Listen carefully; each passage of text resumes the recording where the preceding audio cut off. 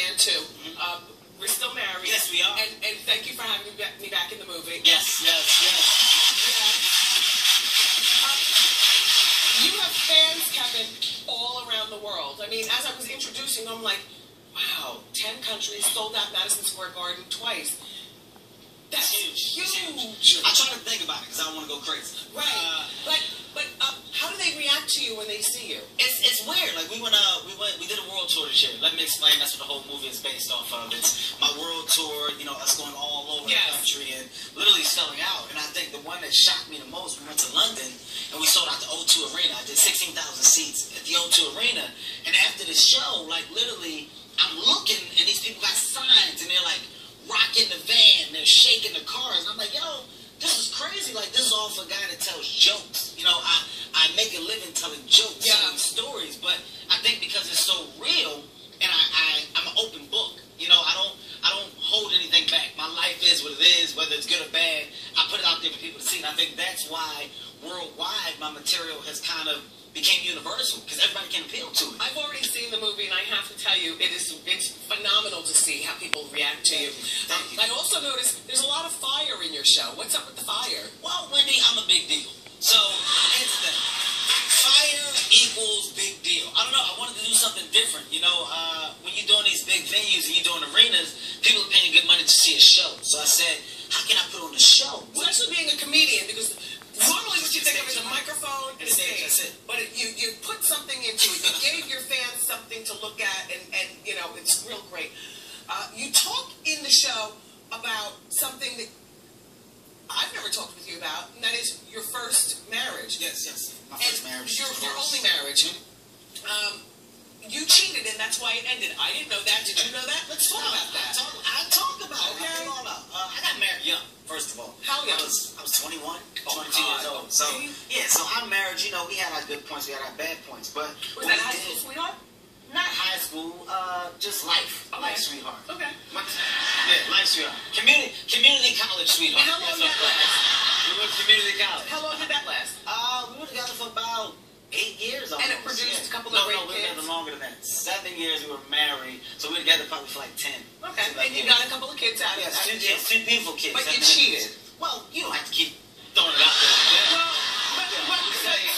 We can say I made mistakes. Okay. And in making mistakes, some men own up to them, some men don't. Yes. My particular situation, I owned up to it. And the consequences of those mistakes ended in divorce. And I think now, because of that, I'm a better man. I'm a better smarter boyfriend. man. Of course you are. Enoka is his girlfriend, and last time you've been together for about 2 years. Last time you were here, you were telling us 3.5 years. You're living together. So, do you think you'll get married again? Well, you know, Wendy, here's the, see, I don't know. Like, I want to say yes, but I don't know. Of course, you know, marriage is a big step. And I understand how big of a step it is now because of how big of a step I took and didn't really understand how big that step was then. So now I have a different understanding for it. So for me to do it now, I need to make sure I'm ready. So the preparation for it and the understanding of it is completely different. Once again, it's all a process. I think in time I may be ready. Now, am I? No.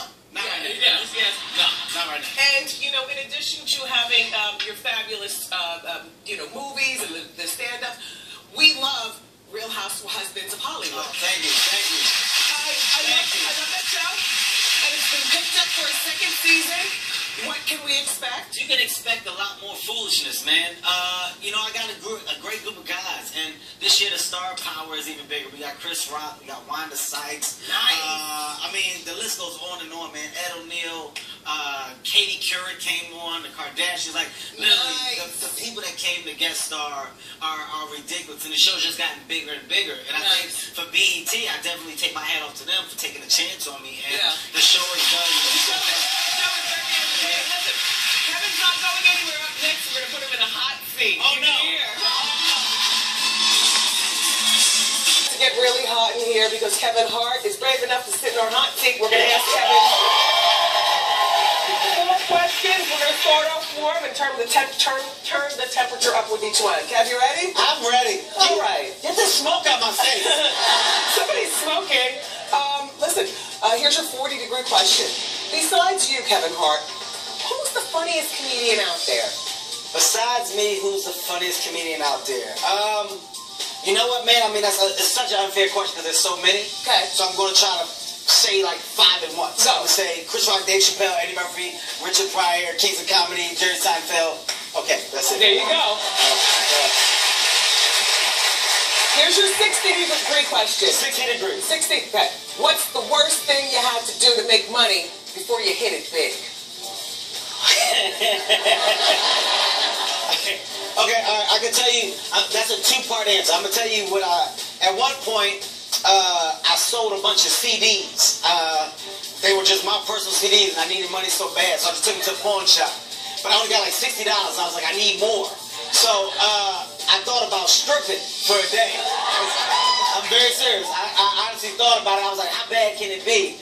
And then I was talking to a friend. They told me about the costumes. And I was like, I'm not going to do it. I'm not going to do it. Okay, that's good. Yeah, it was almost. Right. Almost. Here's your 80-degree question. 80 degrees. What has been your most awkward celebrity encounter?